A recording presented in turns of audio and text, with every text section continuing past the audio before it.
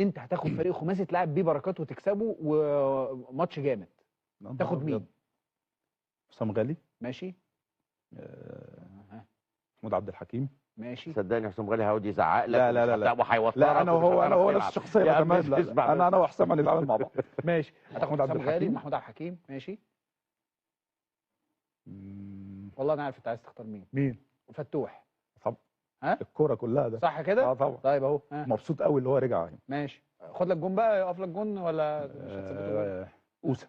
ها؟ اوسه عشان بيلعب برجله. اوسه. عايز 5 يدغدغوا الدنيا، يدغدغوا دغاديغ. مين انا عندي؟ دي دول جامدين. ما وعدكش ان انا العب خماسي. انا عندي مشاكل اصلي في ظهري، فانا ما اعتقدش ان انا ممكن اختار لك حد يعني. انا لما بفكر بنهج يا ابني. انا بلعب بالعافيه دلوقتي. فاكر واحده في امريكا؟ لا يا ابني توكل على الله، يا ابني توكل على الله، روح شوف انت رايح فين يا عم، انا مش قادر امشي.